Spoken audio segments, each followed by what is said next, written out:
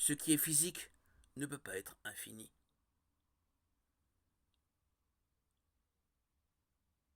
On ne peut pas additionner des parties finies jusqu'à l'infini.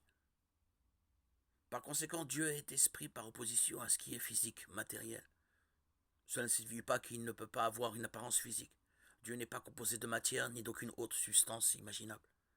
Il ne peut pas non plus être mesuré, il n'est pas spatial et il n'a pas de véritable emplacement.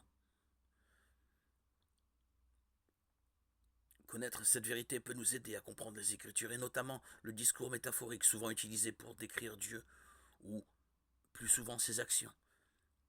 S'il ne reste rien, alors il s'agit d'une pure métaphore. Certaines métaphores utilisent des caractéristiques de la création elle-même, de Samuel 22.3. D'autres utilisent les caractéristiques de l'homme, anthropomorphisme de Deutéronome 33.27. De cette manière, nous pouvons passer de ce que nous connaissons par expérience à ce que nous connaissons à travers les métaphores. Par exemple, lorsque l'Écriture décrit le bras puissant de Dieu, nous savons que les bras sont par définition limités, mais que la puissance ne l'est pas. Le bras puissant de Dieu est donc en réalité un pouvoir d'action illimité, ce que nous appelons omnipotence. Nous pouvons citer un autre exemple. Lorsque l'Écriture décrit l'Esprit de Dieu, nous savons que les esprits sont limités, mais que la connaissance ne l'est pas. L'Esprit de Dieu est omniscient. À certaines occasions dans la Bible, Dieu est apparu sous une forme physique afin d'être vu par les hommes sous une apparence qu'ils pouvaient percevoir sans danger pour eux. Car il a dit « L'homme ne peut me voir et vivre » Exode 33.20.